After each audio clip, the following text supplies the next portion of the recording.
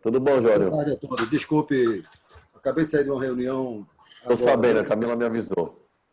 Bom, vamos lá, vamos começar pontualmente, né? Então, em nome da UBS, da Dom Cabral, das boas-vindas aos nossos convidados e clientes.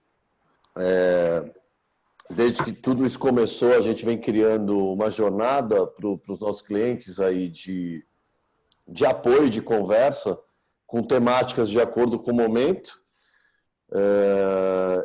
Essa conversa que a gente vai ter hoje já estava no meu radar há algum tempo, mas acho que ela é propícia em decorrência da retomada, da abertura, né, do comércio, das operações.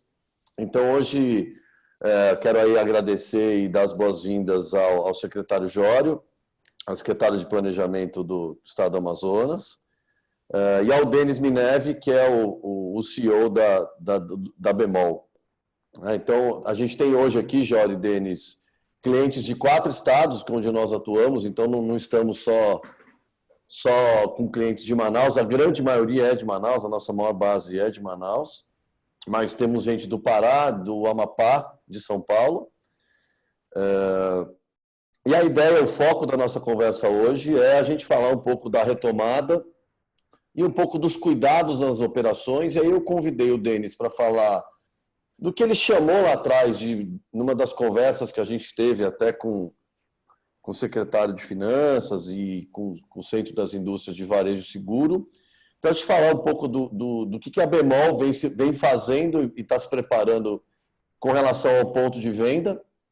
A outra abordagem do varejo seguro é a questão do digital, e aí o Denis vai contar um pouco o que a Bemol tem feito na questão do digital. Eu acho que é importante esse compartilhamento de boas práticas.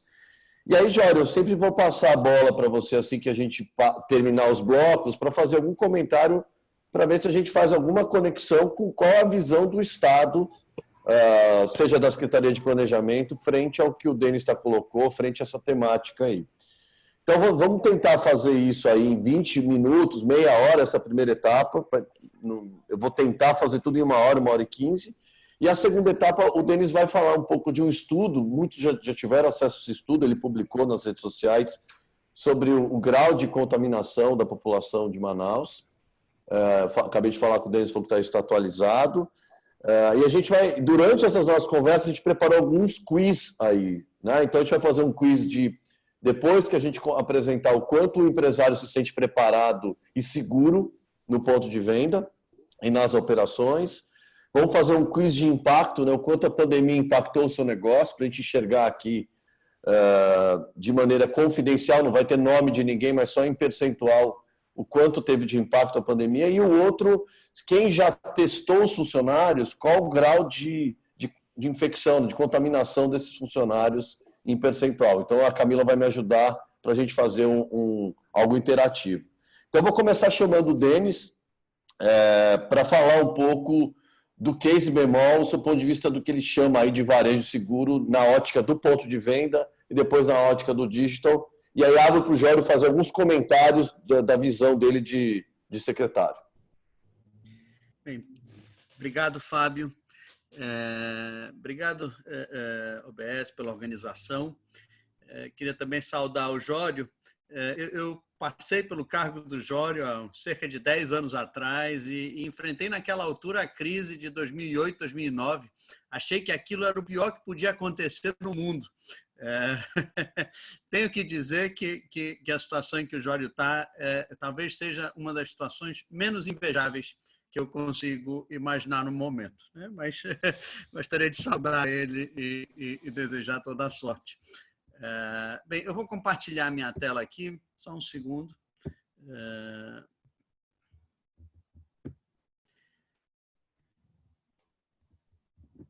Bem,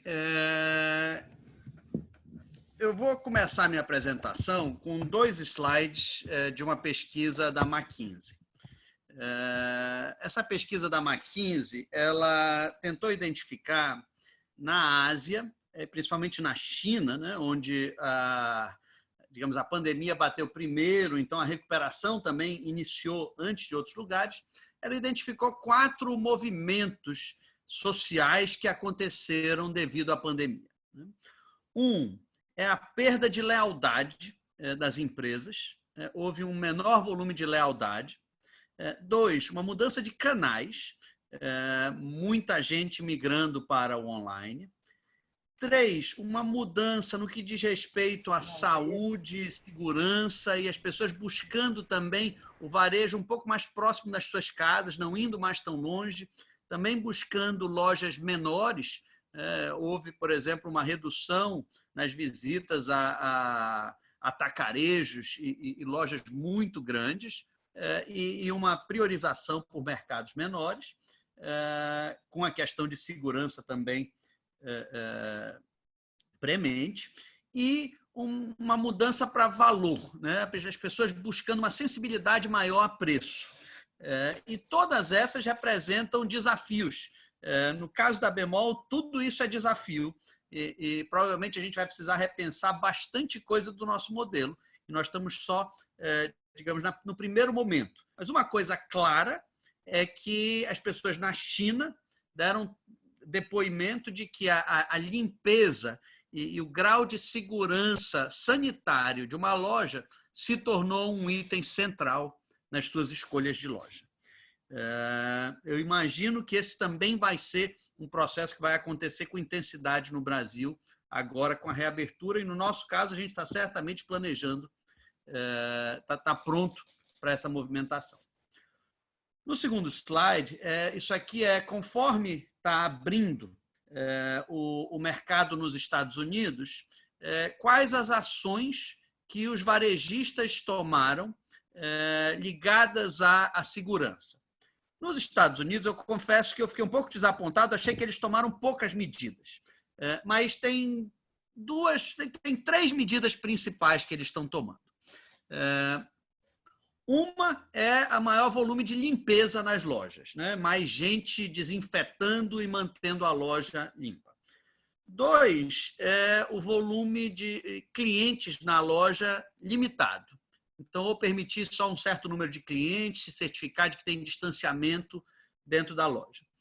3 é a questão de EPIs para funcionários, máscaras, viseiras, protetores faciais e outras coisas.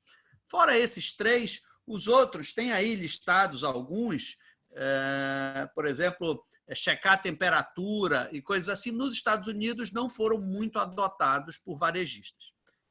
No caso da Bemol, e agora eu vou entrar um pouco no que nós estamos chamando de varejo seguro, nós decidimos que nós queremos ser o local mais seguro de todos para que os clientes façam suas compras, para que eles fiquem à vontade dentro da nossa loja. Então, essa daí é a lista. É uma lista um pouquinho longa, eu vou cobri-la rapidamente, de que ações nós tomamos para que a Bemol seja o local mais seguro. Então, primeiro, aferição de temperatura. Nós estamos medindo a temperatura de todos os nossos colaboradores e de todos os clientes toda vez que entram na loja. E se tiver alguém com mais do que 37,8 graus, essa pessoa não entra na loja. Isso aqui já gerou um grau de indisposição com o número de clientes, mas nós acreditamos que essa é uma boa medida para proteger os demais clientes e os nossos colaboradores. E na nossa avaliação tem funcionado bem. Nós também distribuímos como EPI obrigatório, viseira, né, que é um protetor facial, e máscara, e como opcional, macacões. Esses macacões que vocês estão vendo aí na foto, principalmente as equipes de farmácia, que se sentem um pouco mais vulneráveis, porque os clientes, obviamente, quando estão doentes, buscam uma farmácia, e houveram filas maiores, aglomerações um pouco maiores. Essas equipes optaram, na sua maior parte, por usar esses macacões. Nós mandamos fazer macacões para dar essa segurança adicional, mas não é um item obrigatório.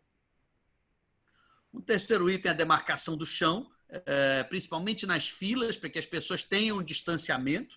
Nós temos também uma pessoa que fica orientando o tempo todo, porque as pessoas não respeitam muito a demarcação de filas, ainda mais quando é fora da loja. Nós nos sentimos responsáveis pela fila dentro da loja e pela fila fora da loja, antes da pessoa entrar. Então, essa demarcação é essencial. um controle de entrada nas lojas. Nós delimitamos a meta de uma pessoa para cada 20 metros quadrados de loja. Esse foi o número que nós puxamos do que a Alemanha está usando. Então, uma loja típica da Bemol tem 2.500, 3.000 metros quadrados. Isso quer dizer mais ou menos 100 a 150 clientes podem estar simultaneamente na loja. Isso até nos causou alguns transtornos, algumas filas ontem, na abertura da loja, do lado de fora da loja, porque nós estávamos limitando o número de clientes dentro da loja. Também colocamos uma proteção acrílica nos nossos caixas. Aqui nós temos uma imagem. Os nossos caixas eles estão separados por um acrílico dos clientes, tanto para proteger a nossa operadora de caixa quanto os clientes. Nós temos agora um tapete na porta da loja que fica encharcado com água sanitária. Tem uma pessoa lá para ficar encharcando o tempo todo. Isso aqui, assim, existe uma hipótese de que o vírus pode ser carregado nos sapatos, na sujeira, então decidimos tomar essa medida. Todos os clientes têm que pisar no tapete antes de entrar. Nós temos agora uma equipe de desinfecção na loja constante. Em geral, dependendo do tamanho da loja, 1, 2 ou 3 pessoas o tempo todo limpando as áreas que são mais frequentadas, limpando a área de caixa, onde os clientes mais encostam. E também temos uma limpeza semanal muito intensa, que é feita durante a noite e tem uma borrifação na loja toda para dar um grau de segurança adicional.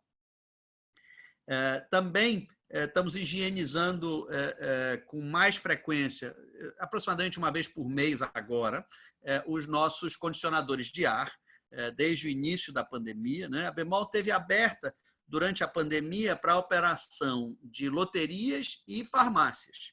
Loterias foram consideradas serviço essencial, como é onde ocorria o pagamento do Corona Voucher, né? dos auxílios. Colocamos dispensas de álcool gel em toda a loja e na entrada, mas também em vários outros pontos, principalmente no caixa. Averiguamos quais dos nossos colaboradores estavam também no grupo de risco, né? São pessoas ou com mais de 60 anos, ou com diabetes, ou com pressão alta, ou qualquer comorbidade, né, que está se chamando, ou também grávidas, e essas nós colocamos em home office, ou suspendemos o contrato de trabalho quando não era possível fazer home office. Por exemplo, um montador de móveis, ele ficou em home office se ele tinha diabetes ou coisa assim. Nosso call center também, nosso call center cresceu muito. Como nossa operação online cresceu, nosso call center teve que crescer também brutalmente. Foi de cerca de 30 pessoas para 120 pessoas, e nós não tínhamos espaço para isso, então nós fizemos o call center em home office, as pessoas atendendo de casa, nós equipamos com computadores, com cadeiras, com ligação de internet, e agora temos um call center residencial espalhado. Também distribuímos máscara e sachê de álcool gel para os clientes. É obrigatório que o cliente entre na loja com máscara. Ontem aconteceu um pouco de ter clientes que vieram sem máscara. Para esses, nós exigimos que eles colocassem a máscara. E tem aqui uma imagem, né, a máscara com a logomarca da Bemol, que é a que a gente tem distribuído na entrada da loja.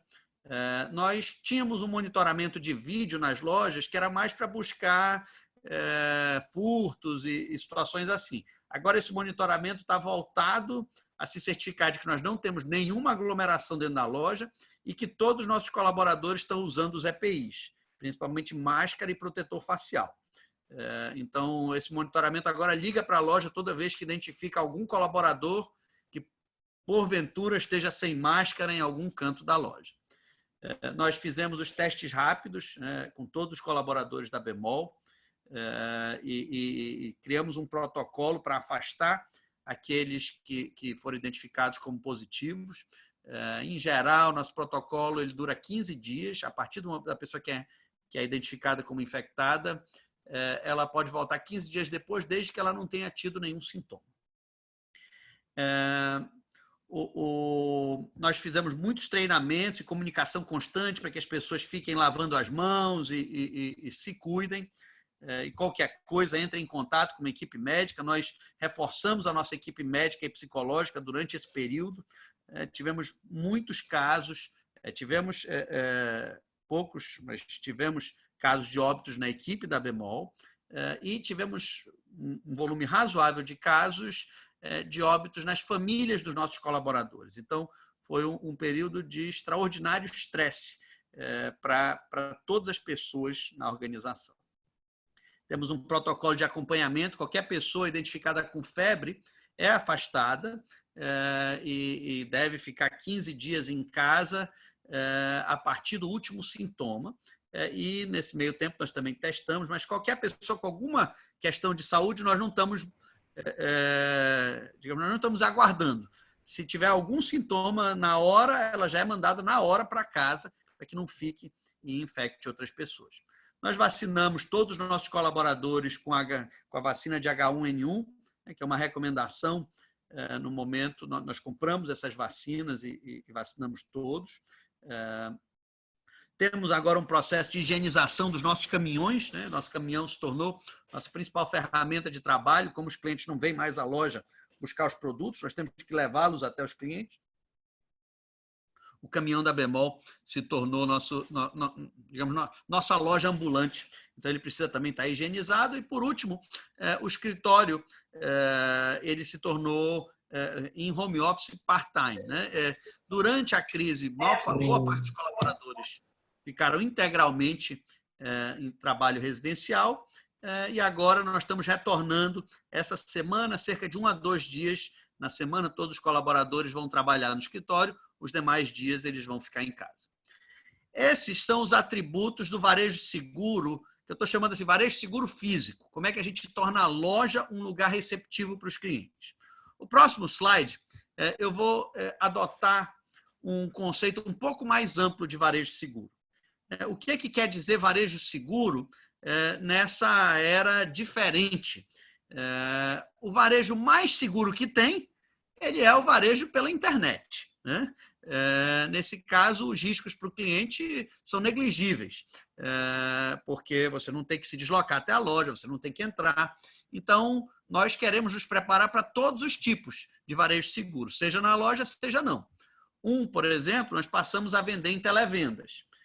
Hoje já é uma parte significativa das nossas vendas. Nós não vendíamos nada em televendas. Em parte, por isso, nosso call center cresceu tanto. E nós aprendemos a vender em televendas e vamos passar a vender em televendas em outras praças. Por enquanto, televendas só está funcionando em Manaus. Nossa farma online também, aprendemos a vender produtos de farmácia online. Tivemos algumas falhas, eu peço logo perdão se alguém aí no grupo teve uma experiência ruim. Nós, digamos, nos engasgamos um pouco, principalmente ali ao redor do Dia das Mães, mas já nos recuperamos e estamos entregando bem. Nós passamos a fazer coleta de pagamentos. O cliente que não podia vir à loja pagar e nem sabia pagar online, nós mandamos um motoqueiro na casa do cliente. Era cobrada uma taxa, mas uma taxa módica, né? R$8. E muitos clientes escolheram que nós fizéssemos a coleta e nós não vamos deixar de fazer isso a partir de agora, mesmo com o retorno das lojas. Esse é um bom serviço que a gente aprendeu a fazer. Passamos a receber o Corona Voucher online, né? Os clientes podem pagar com benefício para fazer uma compra online ou para fazer um pagamento de carnê da Bemol. Nós, o mais rápido que pudemos, implantamos essas soluções no nosso site e agora estamos desenvolvendo a solução para que o cliente possa pagar na loja com o voucher. Fizemos algumas melhorias no nosso site, no nosso app, e essa certamente é uma trilha que a gente vai precisar melhorar muito para estar no nível dos melhores nacionais, mas temos consciência disso. Nós implementamos o que eu estou chamando de Uber de entregas, né, com alguns parceiros. Nossa entrega foi de mais ou menos 1.500 entregas por dia para cerca de 6 a 7 mil entregas por dia. E nós não tínhamos e temos capacidade com isso, com os nossos caminhões. Então, nós buscamos alguns parceiros e dia a dia nós avaliamos quantas entregas temos que fazer e chamamos um número de caminhões e um número de carros para fazer essas entregas adicionais além do que nossos caminhões conseguem. Implantamos uma estratégia de sites regionais. Agora, cada cidade tem um site, bemol.com.br/Porto Velho, e ali tem só os produtos que já estão em Porto Velho que a gente consegue entregar rapidamente. Porque o que nós vimos é que a rapidez de entrega foi um atributo central durante essa pandemia. As pessoas que queriam comprar online, elas queriam receber rapidamente, não estavam dispostas a aguardar, às vezes, nem 5 dias. E quando nós pudemos, nós entregamos rápido. Aqui em Manaus, falhamos um pouco mais e agora já voltamos ao normal. E estamos melhorando o nosso quiosque na loja para pagamentos, para que a pessoa não precise entrar em contato com ninguém e possa se autoatender. Então, essas são melhorias na loja, na Bemol, digamos, na nossa operação atual. Na questão de inovação, nós fizemos algumas frentes novas. Nós estamos trabalhando, né, em vacinação dos clientes nas lojas. Nós já estamos desenhando uma loja para ser possível vacinar clientes. Nós imaginamos que as pessoas vão se tornar muito mais cuidadosas com as suas saúdes e passar a se vacinar mais. Inicialmente contra H1N1 e demais vacinas, mas, eventualmente, quando a vacina estiver pronta, a própria vacina do coronavírus. E nós queremos estar prontos para esse cenário.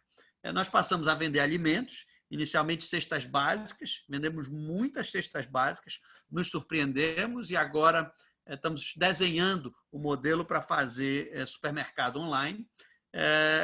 Já estávamos no processo de lançar a Conta Bemol, que vou chamar assim, um pequeno concorrente ao Nubank e Banco Neon e os bancos digitais.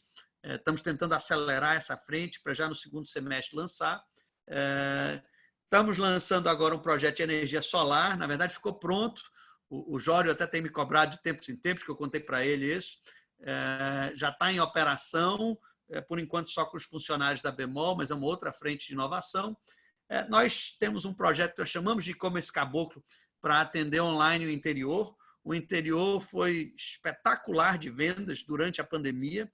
Eu acho que as cadeias de suprimento do interior se romperam. Então, o volume de demanda que nós tivemos online foi monstruoso. O interior, que respondia por 5% a 10% das vendas online, durante essa crise respondeu por quase 30%. E passamos a testar a Covid, estamos lá no Amazonas Shopping testando clientes para a Covid e devemos implementar outros testes rápidos em breve, possivelmente dengue e outros. E, por último, na frente de conhecimento, e aqui mais ligado aos nossos colaboradores, nós precisamos retreinar muita gente para atendimento, principalmente call center.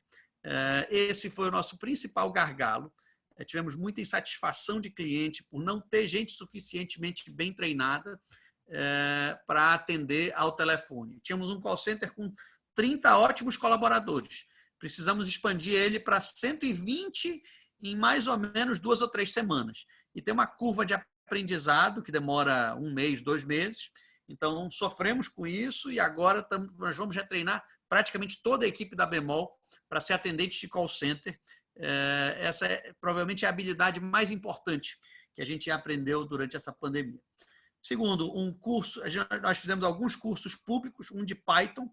Treinamos cerca de 1.000 a 2.000 pessoas em Manaus, em programação. E utilizamos essa ferramenta também para recrutar bastante gente. Alguns dos novos programadores que nós estamos recrutando vieram desses cursos. E a gente está pensando em evoluir essa plataforma para, eventualmente, fazer mais cursos, possivelmente cobrar por cursos. É uma frente que nós gostamos. Acho que tem a ver com a nossa estratégia. E, por último, nós certamente vamos precisar prestar mais atenção para questões de cibersegurança e fraudes.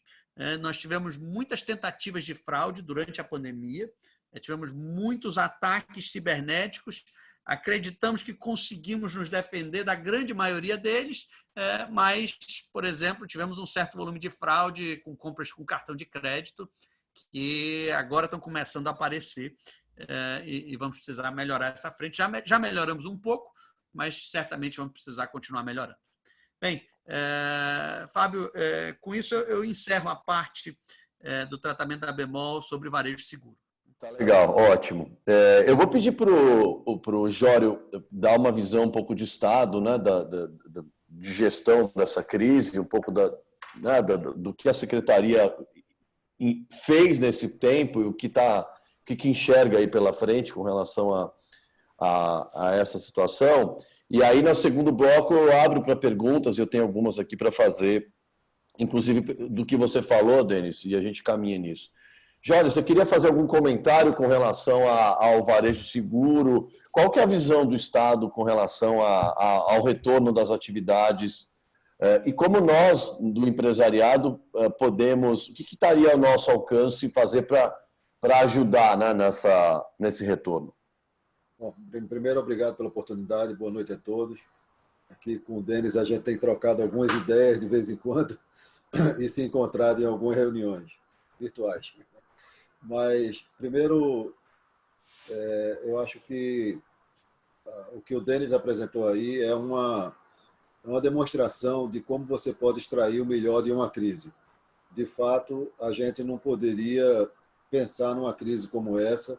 Eu também já passei por inúmeras crises e vi algumas muito difíceis e não pensava numa situação como essa de maneira nenhuma. E quando a gente vê que é nessas ocasiões que se descobre uma série de oportunidades que de outra forma não ocorreriam, é algo impressionante. Até o próprio governo, a velocidade com que se movimentou para a burocracia que o governo federal tem e colocar à disposição de tanta gente, o que eles colocaram, tanto a nível de pessoa física, por mais que tenha seus defeitos, e tem, mas conseguir montar todo o esquema para pagar o coronavírus em tão pouco tempo e disponibilizar o dinheiro não é fácil, podem ter certeza, ainda mais com a quantidade de problemas de documentação que a população tem. Todo mundo é muito informal, quando chega na hora que exige um mínimo de formalidade, complica muito.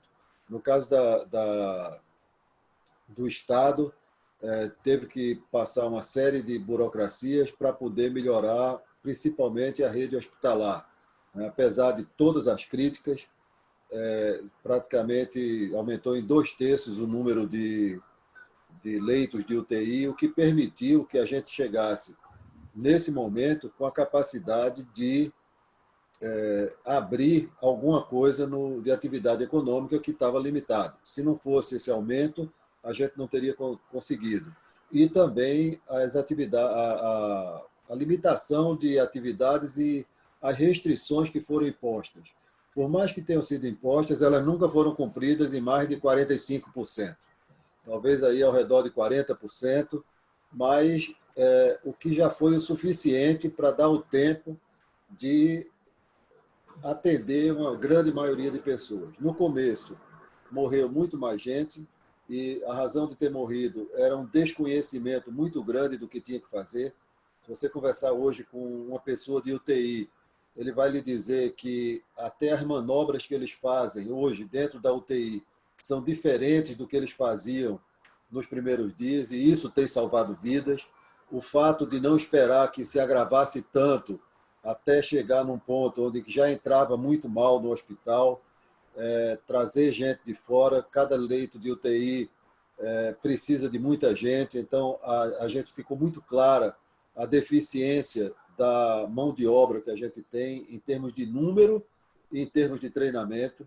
Então isso foi muito difícil, mas ao longo desses 2 meses eu acho que a gente progrediu muito mais do que nos últimos 10 anos, em termos gerais, porque conseguiu botar para funcionar muita coisa que não funcionava, adicionar leitos. Hoje a gente tem uma situação de leito muito melhor do que tinha antes.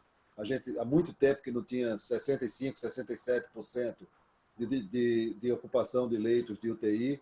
Hoje a gente tem, né?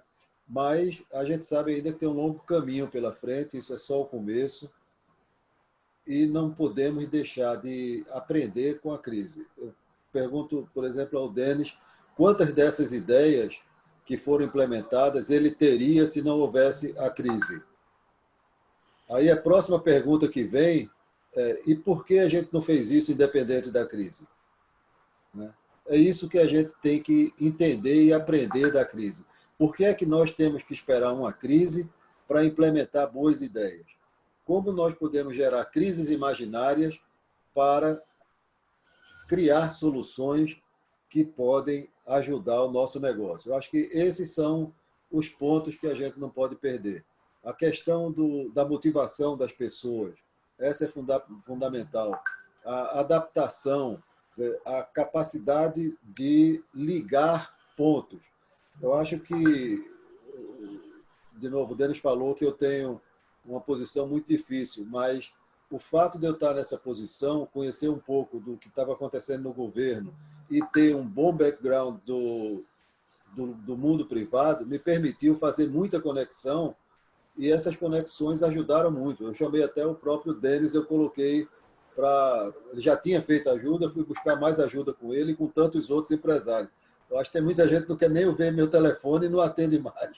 Mas foi também uma oportunidade para que as empresas participassem de uma ação coletiva em prol da comunidade, que muitas delas não têm essa perspectiva, não têm esse espírito de filantropia, de participar da vida da comunidade.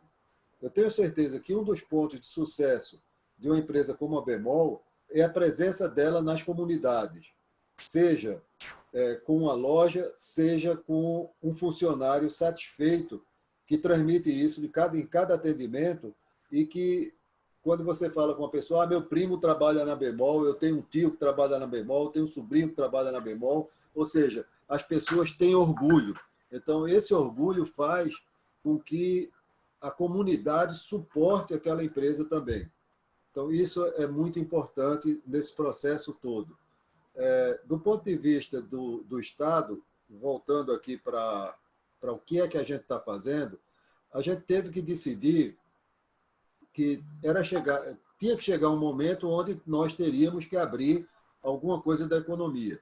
E, apesar de algumas, ou de muitas frentes contra, e a gente vê isso todo dia, a gente analisou alguns parâmetros importantes, como foi o caso da disponibilidade de UTI, era o primeiro. A possibilidade de fazer tratamento precoce de quem precisasse, e não esperar complicar para depois fazer o tratamento. Fazer um acompanhamento dos dados disponíveis, mesmo que de uma maneira indireta, porque muitas vezes o Estado não tem capacidade de testar uma quantidade grande de população, mas as empresas que testaram deram para a gente uma boa indicação de onde a gente estava em termos de contaminação, do que podia vir. Proibir entre aspas, né? Porque a gente proibiu as viagens para o interior exatamente para poder atrasar o ciclo no interior, porque toda a disponibilidade de UTI é na capital. Então, a gente não poderia ter os dois picos ao mesmo tempo. E esse atraso no interior permitiu que a gente desse a melhor atendimento ao pessoal do interior. E também eles vieram no momento em que a gente já tem um conhecimento muito maior do que é que deve ser feito. Vem menos, porque eles já têm um primeiro atendimento no interior, e os poucos que complicam, quando chegam aqui, já tem um protocolo muito mais adiantado. E isso ajudou muito a chegar nesse momento. Trouxemos muita gente, aparelhamos hospitais com equipamentos que estavam inutilizados há muito tempo, chegaram alguns equipamentos novos, e tudo isso fez com que a gente tivesse a possibilidade de abrir. O que é que vamos abrir? Nós pensamos em circulação de pessoas, em risco para a quantidade de gente circulando, na questão da arrecadação do Estado também.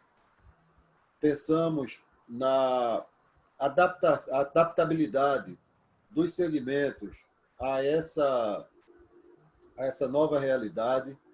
Criamos os protocolos e eu acho que uma coisa que poucas vezes aconteceu foi uma comunicação tão intensa entre os órgãos do governo e os setores econômicos. Eu mesmo tive inúmeras reuniões com vários segmentos, indo no passo a passo, entendendo as angústias, entendendo as dificuldades, dando direções, trabalhando junto, discutindo protocolos, para quando chegasse esse momento a gente pudesse dar um passo à frente. E sempre conscientizando que esse passo à frente pode não ser um passo definitivo. Nós queremos que seja um passo definitivo, mas pode não ser um passo definitivo, porque tem que haver um monitoramento. Deixar claro que o protocolo passa pelo distanciamento das pessoas, que ele passa pela higiene pessoal, que ele passa pela limpeza e sanitização de ambientes e utensílios em geral, equipamentos, pela comunicação e pelo rastreamento, pelo monitoramento do que acontece. Você tem uma pessoa infectada, você descobriu quanto tempo ela vai estar fora, quem ela tem que procurar, quem é que você tem que isolar, como é que você vai acompanhar essa pessoa e os membros da família, com quem ela teve contato, se você tem que colocar mais alguém, como você vai manter as pessoas que vão à sua loja, sejam os colaboradores ou sejam os clientes, não só com a segurança, mas com essa sensação de segurança para ir à loja. Não é só a segurança, né? E como é que a gente pode transformar essa cultura de cumprimento de alguns protocolos, de algumas determinações, que tem gente que é de uma estupidez a toda prova para não cumprir algumas determinações que não seja por si, mas que pelos outros tem que cumprir. Então, o que a gente pede é que nessa nova cultura tenha essa capacidade de se cuidar e de cuidar dos outros, né? E se deixar cuidar. A gente ser chamado a atenção, não achar ruim porque foi chamado a atenção no bom sentido. A pessoa avisou, olha, você pode se contaminar, não é isso que a gente quer, ou pode me contaminar. Então, essa preocupação foi muito grande. Jório, deixa eu te fazer uma parte aqui, só para fazer uma amarração tua com o Denis. Você acha que é possível a gente ter algum tipo de certificação? Eu queria a opinião do Denis também, algum tipo de selo de certificação, de processo, aonde o empresariado pudesse se credenciar ou implementar uma metodologia da operação segura? Você acha que isso faz algum sentido? Sem burocratizar, sem gerar isso um processo de impedimento, né, do funcionamento do negócio. Pelo contrário, né? Vocês acham que é viável isso? Na minha opinião, é possível sim, e é bastante interessante. O que a gente teria que pensar é o número de braços para fazer isso, que é muita loja. Se a gente conseguisse algumas entidades, vamos dizer assim, se o CDL quisesse fazer alguns grupos, ou o shopping quisesse fazer com a sua brigada de incêndio, sei lá, treinar a brigada de incêndio, com o protocolo lá, cumprir o protocolo, essa loja cumpre os protocolos de segurança, né? E como você vai garantir que isso foi feito dia 1º e como você vai renovar, né? Eu acho que... Eu não Tem um desafio de execução disso, né? A questão não é o processo. O processo é fácil e é bom. Eu acho que dá uma segurança adicional. O problema é como fazer para a quantidade tão grande. E é a mesma coisa para mim do coronavírus. Hoje você testou, deu negativo. Daqui a meia hora você pode estar positivo. Então, como você vai ganhar essa confiança? Jório, eu vou te pedir licença, eu queria a opinião do Denis sobre isso, sobre qual que é a tua visão de ter um protocolo, um selo, uma certificação nesse sentido. Olha, Fábio, Eu concordo com o Jório que isso fica melhor posto num CDL ou num shopping, trabalhar com os seus lojistas. Eu acho que os parâmetros estabelecidos pelo governo são bons. Por exemplo, a utilização de máscara e distanciamento social, limitação de pessoas na loja, restrição um pouco a horários de funcionamento e demais. Tem uma lista grande.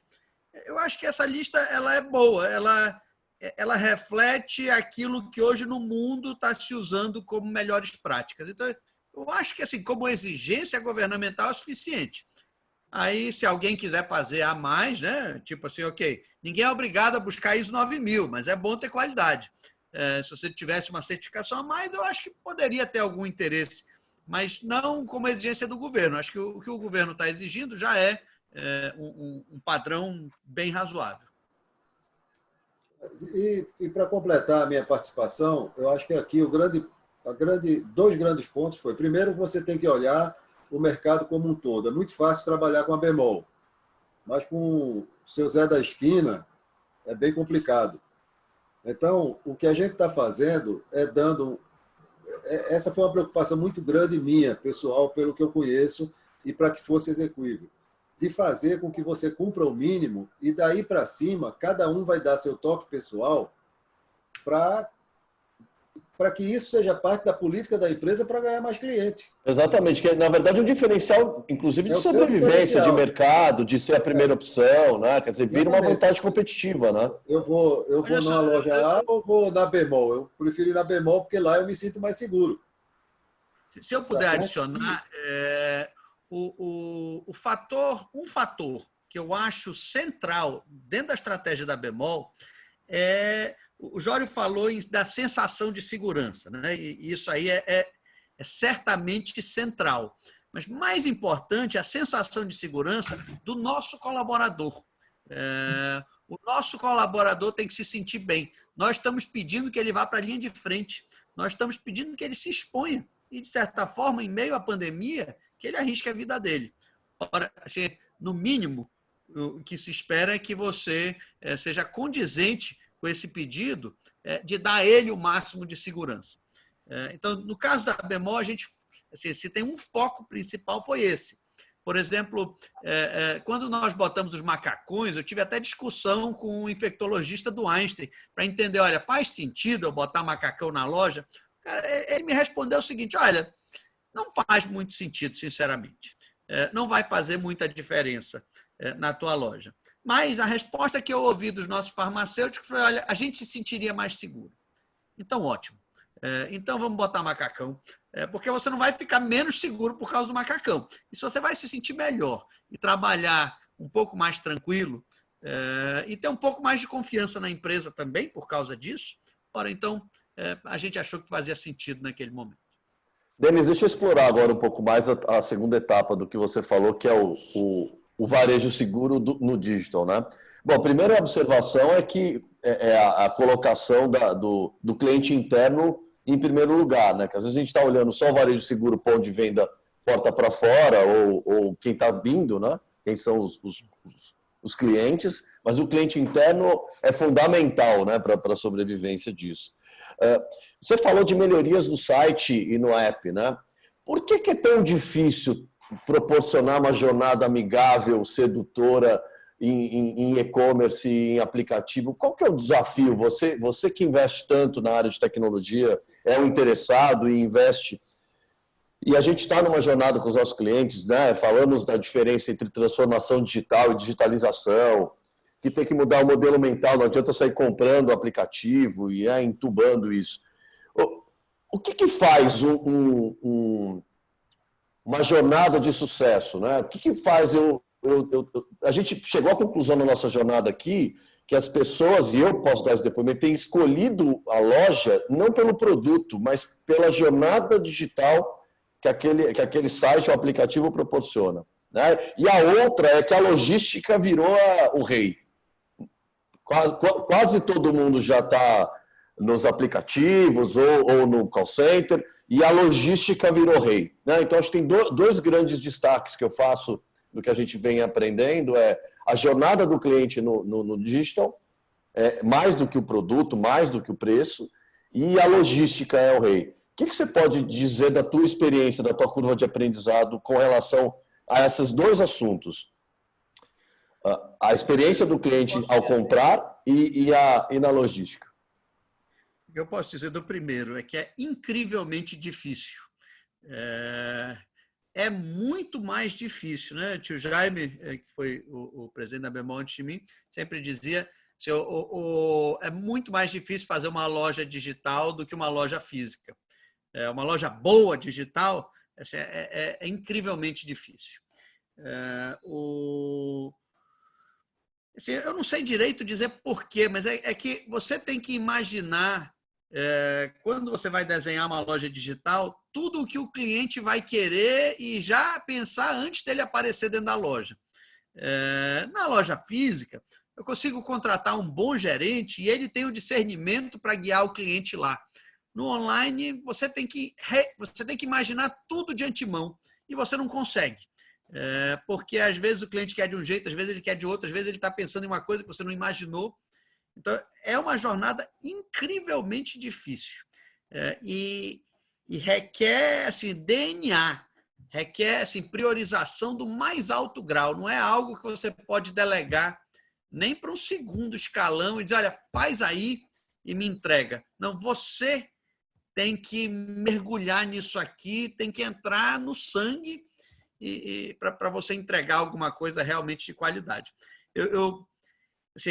Eu julgo que a Bemol tem caminhado nessa direção, mas nosso site, por exemplo, ele ainda não é no nível de um site de qualidade nacional. O Magazine Luiza, o Americanas, nós não estamos nesse patamar ainda. Temos um mapa de como chegar lá, mas a distância entre saber o que você tem que fazer e executar é enorme. E, Denis, você acha que isso é uma questão de estrutura inicial, quer dizer, fundação e pilar para esse prédio subir, ou a dificuldade está no design do andar, no que você pendura depois? Onde está o pulo do gato do que você tem aprendido até agora com relação a essa jornada digital? Olha, tem muitos gaps, né? Alguns gaps são aqui, em dois níveis, né?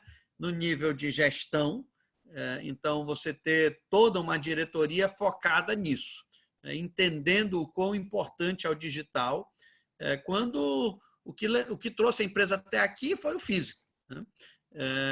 E, num segundo escalão, o nível de programadores e gente trabalhando nessa frente. Manaus tem uma disponibilidade razoável de mão de obra, mas não a mão de obra que tenha muita experiência com e-commerce, por exemplo. A mão de obra que tem muita experiência de e-commerce no Brasil está quase toda em São Paulo. E isso torna bem difícil essa jornada aqui. No segundo tema que tu tocaste, logística, esse eu até confesso, assim, acho um pouco mais simples, porque basta você virar algumas chaves para você entender que, ok, o varejo mudou, mas eu preciso entregar o produto na casa dele. Antes eu tinha que entregar 1.500 entregas, agora eu tenho que entregar 6.000. Antes eu entregava muitos móveis e televisores, agora eu entrego muitos liquidificadores e remédios. Produtos menores, não precisa de tanto espaço, não precisa de caminhões tão grandes. Se você consegue repensar a logística, acho que de forma um pouco mais simples. Mas requer investimento, requer um outro tipo de colaborador. Se antes eu precisava de muito motorista de caminhão, agora eu preciso de muito motoboy. Gestão de motoboys, para quem tem experiência com essa frente, não é uma gestão simples. E tem toda uma gama de outros problemas. Por exemplo, quando chove, o motoboy normalmente não vai para a rua, quando a chuva está muito forte, né? Então, você faz uma promessa de entregar rápido e, de repente, começa a chover, fica complicado. Então, sim, são desafios enormes. Eu acho que eles precisam ser abordados, mas eles precisam ser abordados no nível mais alto da organização. Essa discussão é uma discussão da presidência, não é uma discussão da diretoria de tecnologia, não é uma discussão do gerente de informática.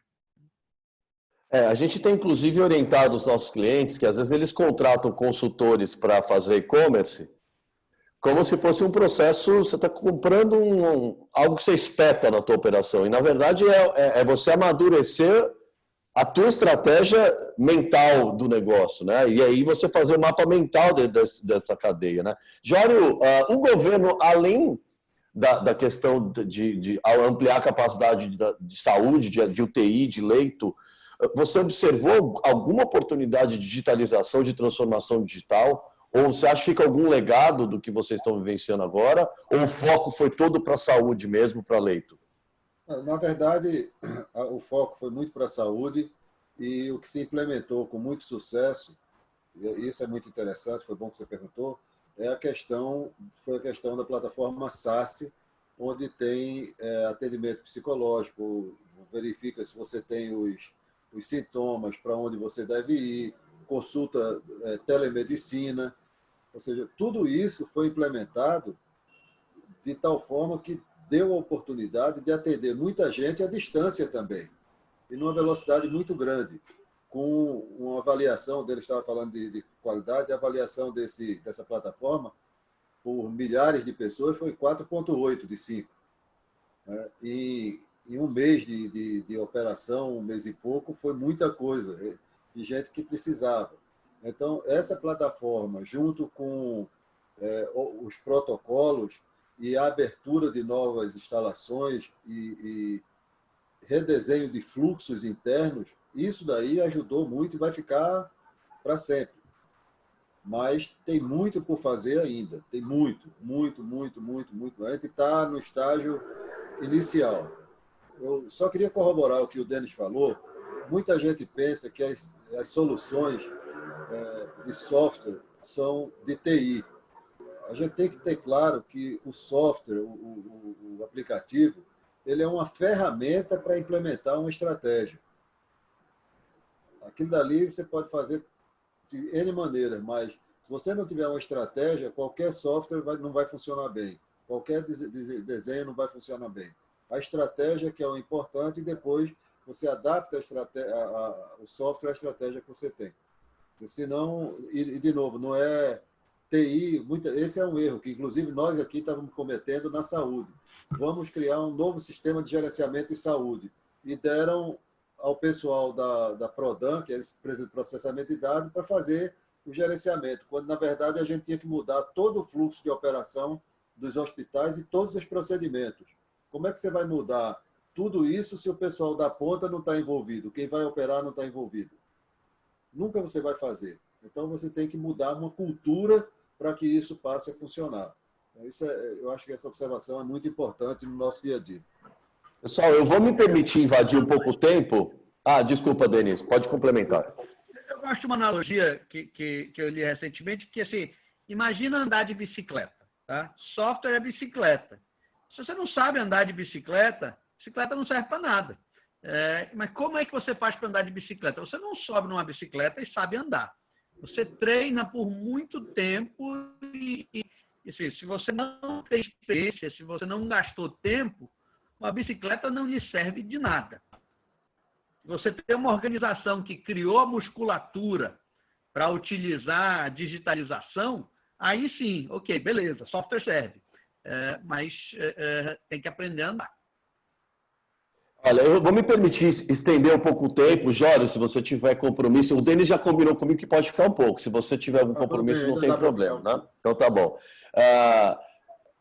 Quando a gente vem para a abertura, né, tem aquela dúvida, né? E aí, vem uma segunda onda, vem uma terceira onda, tem a questão da imunidade de manada, e aí todo mundo virou especialista, né? Mas o Denis ousou, de fato, aprofundar nos estudos, e ele já até publicou isso. Eu vou pedir para o Denis compartilhar um pouco esses slides do que ele acredita da curva aí de Manaus, que eu achei muito interessante o estudo, e tomara que esteja no caminho certo. Aí acho que a gente poderia... Acho que é ano passando, Denis, passar por ele, transitar por ele, que eu achei muito interessante a gente compartilhar com os nossos convidados. E ao final, dando tempo, a gente faz um quiz para saber quem já testou funcionário, quanto deu de contaminação. A gente faz os quiz que a gente planejou. Se não der tempo, fica para uma próxima. Tá bem, eu vou tentar gastar 5 minutos, tá? Eu vou compartilhar minha tela aqui.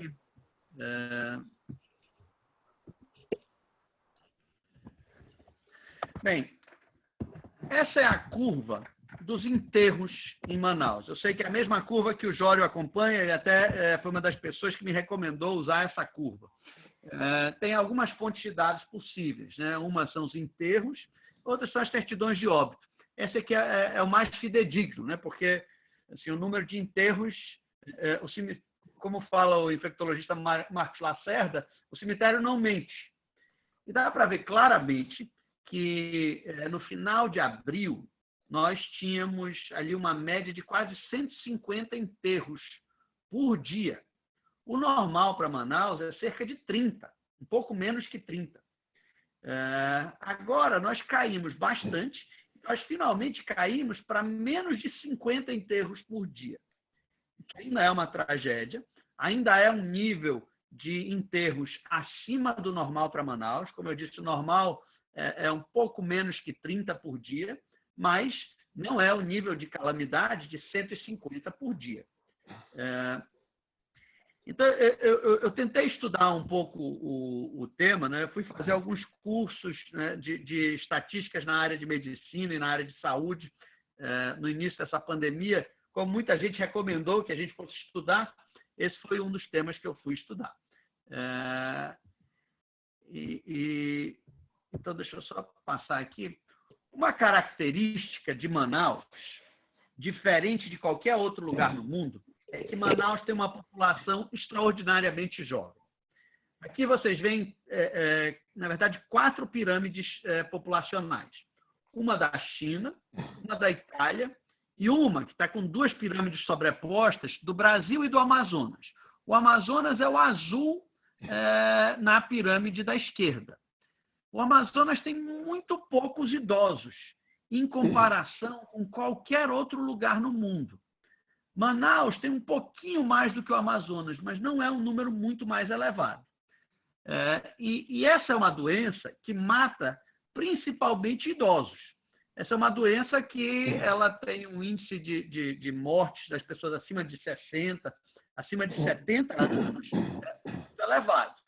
Então, por exemplo, eu vou mostrar aqui na próxima o Infection Fatality Rate do número de pessoas que se infectam, quantas morrem. Então, por exemplo, na Itália, esse aqui foi um estudo feito na Itália, para cada 100 pessoas com mais de 90 anos que foram infectadas com coronavírus, cerca de 15 faleceram. Entre 80 e 90, 6,7%. Entre 70 e 80, 2,6% e assim sucessivamente. Então, fica claro que, numa sociedade que tem muitos idosos, a taxa de mortalidade é elevada. Então, na Itália, essa taxa de mortalidade ela foi de 0,93%, mas isso varia muito de uma idade para outra. Como fica claro aqui, alguém entre 50 e 60 era uma pessoa em 500 falecendo. Alguém acima de 90 era 1 em 6. Se você adotar a pirâmide populacional de Manaus, Manaus tem cerca de 0,18% da população acima de 90 anos. A Itália tem mais de 1%. Entre 80 e 90, Manaus não tem 1%. Na Itália, por exemplo, eles tinham 6%. Então, se você adaptar a mesma taxa de mortalidade por idade, mas para a pirâmide etária de Manaus, aí você tem uma taxa de mortalidade, um Infection Fatality Rate de 0,2%. Só que isso aqui não leva em conta alguns fatores. Por exemplo, o que já se sabe é que está muito ligado à renda per capita, o que provavelmente também está ligado à qualidade do serviço de saúde. A qualidade de serviço de saúde em Manaus não é tão elevada quanto na Itália. Então, é preciso fazer um ajuste para isso. Então, o que eu faço aqui nesse próximo slide? Já é o último slide. Na Itália, 0,93% das pessoas faleceram. Na China, 0,66%.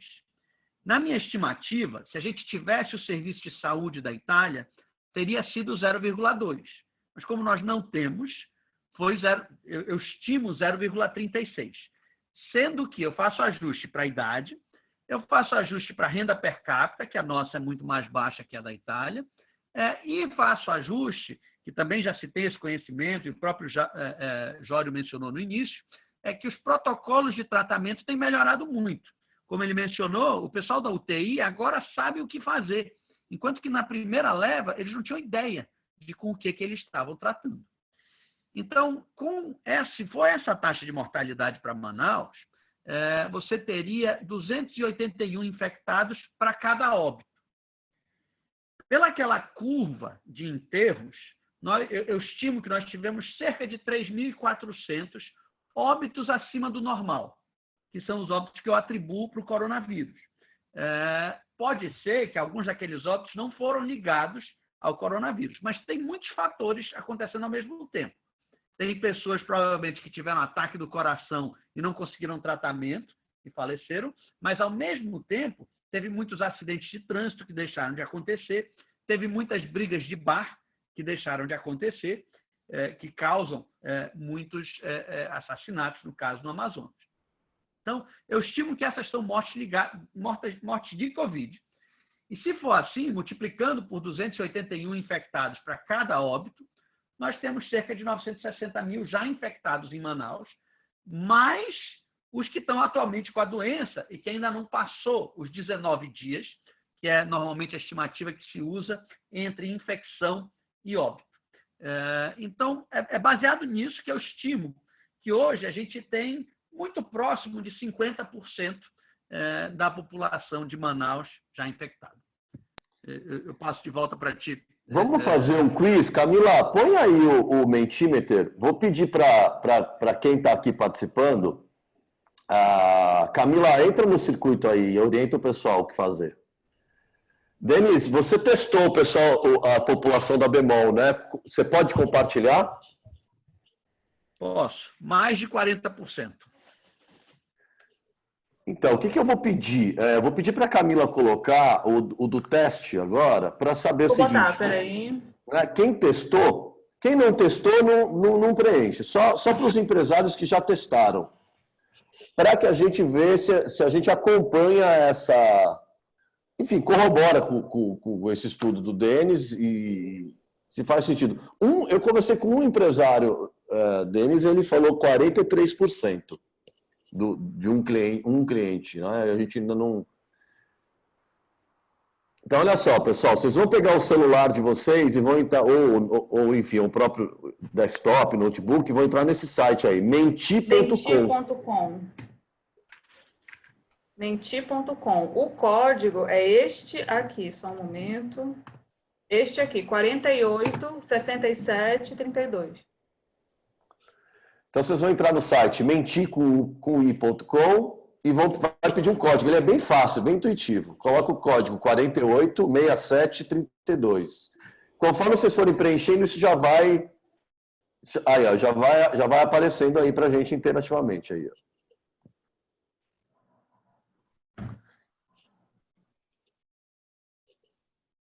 Nessa pergunta, eu vou pedir para todo mundo participar, até para a gente ter uma ideia...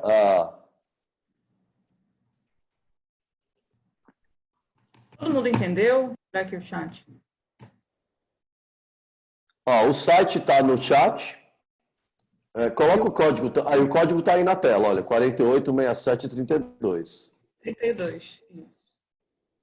Temos 70 participantes aqui. Vamos ver se a gente chega pelo menos na metade aí porque tem gente da mesma empresa, enfim. Até para a gente ter uma noção de percentual do empresariado. Quem está fazendo teste e quem não está.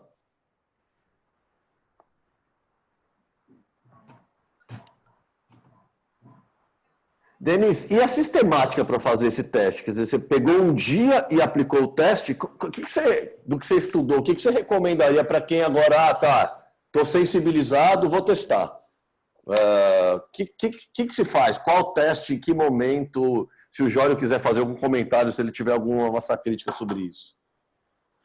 Olha, tem uma variedade grande de testes, né?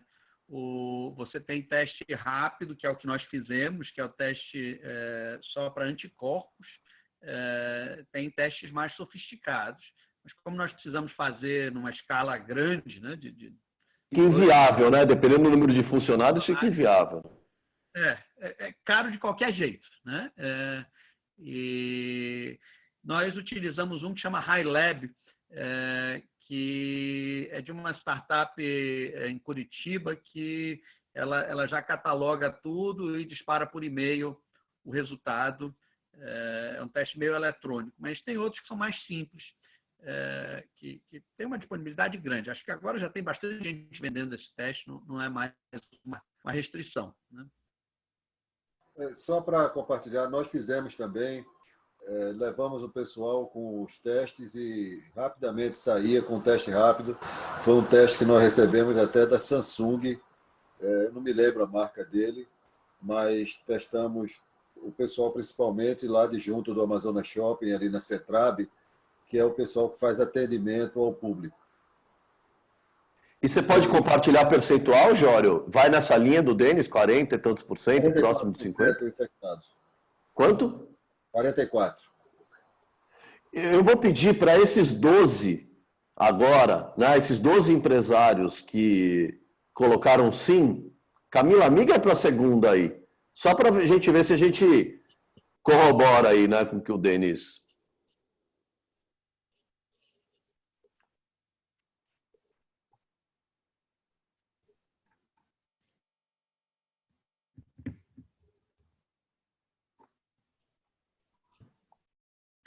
Olha só, é exatamente o que eu tenho escutado. Desde que eu publiquei, um monte de gente compartilhou comigo os números. O que me preocupa, eu vejo, por exemplo, as estimativas que eu tenho visto de alguns especialistas de alguns outros locais, falam 10%, 15%. Mas todas as empresas que eu vi testar, dá acima de 30%. Quem testou há muito tempo, há 2, 3 semanas atrás, deu 30%. Quem está testando mais recentemente está dando acima de 40%. Inclusive, por exemplo, escritórios de advocacia, onde está todo mundo trabalhando de casa. Então, não faz sentido ser só, digamos, quem está exposto de alguma forma. No caso da Bemol, deu índices parecidos em quem está em home office versus quem está na frente de loja. Por exemplo, eu achei até uma boa notícia para a gente. No nosso caso, as nossas farmácias, o índice deu semelhante aos outros colaboradores. Eu estava preocupado que nossas farmácias fossem um lugar menos seguro, mas não deu. Então... Me parece que é uma boa notícia, né, Denis? Quer dizer, a gente confirmando aí, olha, a grande maioria acima, e porque se a gente tem menos de 10% da população infectada, a gente tem um problema gigantesco, né? Gigantesco. Bom, agora eu vou abrir para perguntas, pessoal. 10 minutinhos para perguntas aí. Quem quiser, abre o microfone. E aí, em 10 minutos, a gente encerra, até que eu vou entrar numa próxima aqui. Fábio. Eu aqui. Fala, Barrola. A Tutiplas testou já, até agora, mais ou menos, uma média de 550 funcionários e deu praticamente 48% já fizeram... já foram infectados. 50 e poucos ainda não, em torno de 50%, e 2% estavam ainda em transmissão. Foram afastados imediatamente, certo? Okay? Pessoal, estou abrindo aí para quem tiver pergunta para o Jório, quem tiver pergunta para o Denis. Fala, Luiz. Pode falar. Denis, como é que está as operações no interior aí, em Itacoatiara, Manacapuru, enfim? Tá te preocupando um pouco mais?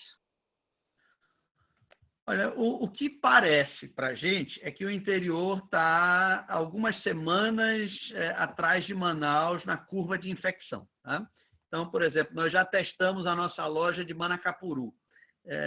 Aparentemente, lá agora está no auge ou próximo do auge. Nós ainda vamos testar Itacoatiara e Presidente Figueiredo, então não sei dizer. Mas o interior está numa curva atrás e os demais estados também. Nós operamos Amazonas, Acre, Rondônia e Roraima. E estamos testando ainda semana que vem em Rondônia, em Porto Velho, de Paraná e Ariquemes. Mas nós já conseguimos ver, pelo número de pessoas febris, que lá a taxa deve ser muito baixa ainda. Alguma coisa aconteceu no Amazonas, eu não sei bem dizer o quê, talvez a ligação com China trouxe esse vírus para cá um pouco mais cedo do que outros lugares, mas aqui foi muito mais rápido do que em qualquer outro lugar onde nós operamos, né? A própria cultura, Denis, que não houve respeito nenhum, também ajudou muito a disseminar, principalmente na zona norte e leste, foi um desastre. A propósito, só para vocês saberem, a FVS está começando um inquérito, que eles chamam, que é uma testagem de 4.000 pessoas semanalmente, de maneira randômica, mas sabendo onde é. Eles fazem o sorteio de maneira randômica, mas mapeiam para saber, dentro da cidade, qual é a zona de mais infecção. Então, isso começa a funcionar já essa semana. E eles vão reportar os resultados? Oi? Eles vão reportar os resultados? Sim. Bom, dá para a gente assegurar que o pior já passou, né? Eu acho que isso dá para assegurar. Ô, Fábio. Assegurar é uma palavra muito forte, pesada, né? O que eu diria há indícios. Eu diria que há indícios suficientes para dizer com algum grau de segurança que nós não vamos ter um pico novamente como nós tivemos. Agora, nós podemos ter, sim, um volume de infecção um pouco maior, baseado na reabertura do comércio, que pode aumentar um pouco a taxa de mortalidade. Mas nada que vá, por exemplo, encher a nossa capacidade de saúde. Os investimentos que foram feitos, acho que mais do que dobraram o número de UTIs no estado do Amazonas. Então, me parece prudente abrir o comércio agora, com a chance de, obviamente, você deve ter um volume de infecção maior, mas, ao mesmo tempo, se já tem tanta gente infectada, numa população um pouco menor. Fala, Rodrigo. Rodrigo quer falar aí. Oi, Fábio. Nós fizemos o teste lá. Nós tivemos, aqui em Manaus, 43% detectados. E as pessoas que nós não testamos foram as pessoas que já tinham sido infectadas. Então, no total, tivemos em Manaus 54% de infectados. E em Tefé, que a gente também opera em Tefé, só tivemos um colaborador que não teve. O que foi pior. E Tabatinga, de 10 colaboradores, também só um que não teve. Então, por isso, acredito muito no número de dengues. Aqui no interior é algo que realmente está... A gente verifica que essa segunda onda do interior já chegou. E acredito realmente também que em 2 semanas a gente começa a ter uma situação bem similar ao que a gente está passando em Manaus. E quanto a uma colaboração, Jório, até na última reunião com o prefeito, o governador, você estava presente, eu fiz um pedido para a secretária quanto ao número de recuperados de Manaus. Eu vi que teve uma atualização já no site, e hoje realmente está muito mais fácil de visualizar a curva de Manaus e interiores, mas ainda não consta o número de recuperados por município, até para a gente trabalhar com uma defesa melhor da curva, que a cada dia que passa diminui mais aqui em Manaus. Você tem ideia deixa eu ver aqui, nessas novas formas? Só um minutinho, que eu acho que tem essa informação. No de hoje, ótimo. Deixa eu aproveitar. Enquanto o Jório busca essa informação para a gente fazer uma defesa até do comércio, ela é de extrema importância para mostrar que realmente a curva em Manaus já despencou e que a gente passou do pico há muito tempo, já estamos aptos ao retorno. Olha, a melhor defesa, ela vai ser feita no dia 20 de junho. 20 de junho vai ser 19 dias, 20 dias Exato. Depois da reabertura. Sim. E como assim, todas as evidências são de que demora cerca de 19 dias para óbitos, o número de óbitos que nós vamos ter no dia 19, no dia 20, ou naquela semana em seguida ao dia 19, deve ser a melhor defesa. Isso aqui está fácil de comprovar. Eu posso estar falando besteira. Se a gente voltar para 150 óbitos por dia, eu vou engolir minhas palavras. Mas eu diria que as evidências todas são de que, se houver um aumento para o número de enterros, ele vai ser muito pequeno em relação ao que é hoje. Enquanto o Jório busca a resposta aí para o Rodrigo, não sei se ele já achou. Não, realmente não está ainda publicado. Ele tem o total. Eu estava pensando, mas eu estava vendo outra situação, tem outros parâmetros, mas não o número de recuperados. Tá, eu vou para uma última Obrigado, pergunta. Jório. Eu acho que é o João que quer falar. Tá, meu som tá funcionando, né? Na verdade, eu queria fugir um pouco do tema de curva ascendente ou descendente. Até acredito que os números concordam um pouco com a análise do Denis. A gente é parceiro da Bemol e a gente viu desde o começo que a Bemol tem sido muito ágil. A gente sente isso nos nossos próprios números de vendas com ele ao longo dessa epidemia. Então, eu fugindo um pouco dessa questão de curva, de número de infectados, eu queria saber uma opinião do Denis a respeito de como que ele acha que essa crise afeta o nosso modelo Zona Franca, no sentido de que a gente é muito dependente dele e eu não sei, e todos os fatores por si só são neutros, o que a gente faz deles é que determina o sucesso ou o fracasso, mas eles têm uma inclinação ou não para uma vantagem ou não. Como que você vê esse modelo pós-crise do Covid e se você acha que a gente tem que se atentar a alguma coisa especificamente? Sim, eu posso comentar, mas acho que é importante o Jório também comentar nesse tema, porque ele deve estar pensando nisso mais do que eu. Sim. Eu acho que, primeiro, esse dólar, ele nos ajuda um pouco, né? O volume de importações, apesar do polo ainda importar muito, nós competimos com importações e isso deve tornar a Zona Franca um pouco mais competitiva. 2, você tem uma desestruturação de cadeias de suprimento no mundo todo para os países priorizarem suas indústrias nacionais. Tem um grau de mudança nessa frente que eu acho que é favorável para a Zona Franca. Agora, eu receio que algumas dessas coisas sejam só temporárias, porque muitas das indústrias ligadas à Zona Franca estão num processo, vou chamar assim, de robotização, de indústria 4.0, que é inexorável e talvez se acelere com essa crise, né? Está todo mundo buscando mais distanciamento, então as indústrias devem estar dispostas a maiores investimentos em robótica e coisas assim. Então, eu acho que para a Zona Franca assim, é capaz de temporariamente ser bom, mas a tendência de longuíssimo prazo é que a nossa indústria, no formato que ela é hoje, nas empresas que estão hoje aqui, elas vão tender a empregar menos gente.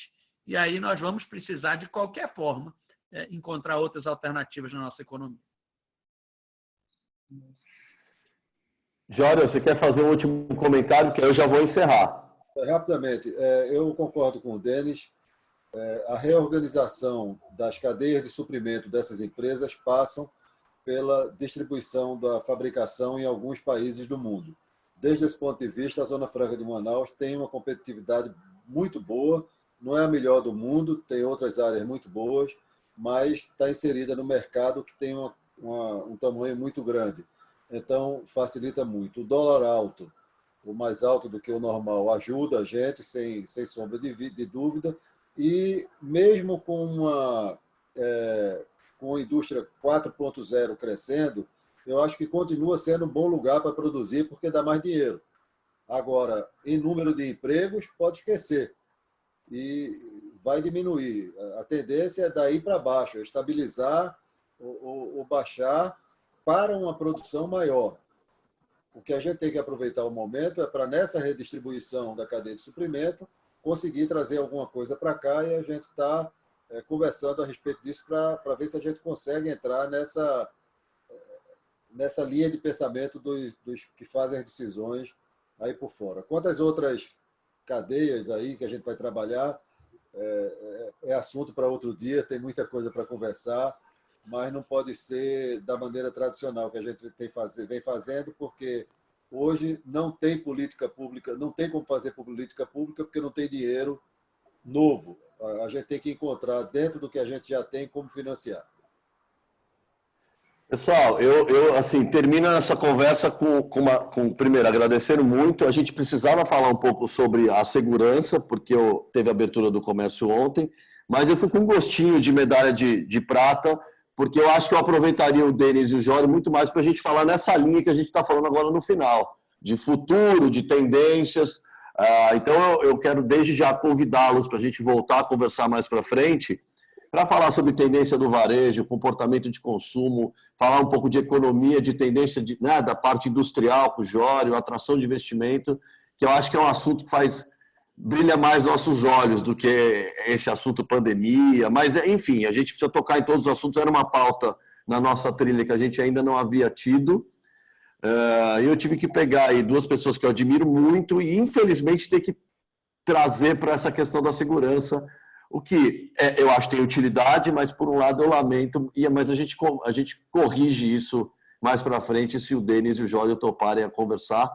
Quero, mais uma vez, agradecê-los a generosidade, o tempo de vocês e pedir desculpas, a gente ultrapassou do tempo aqui, porque trazer dois figurões ao mesmo tempo para falar é desafiador.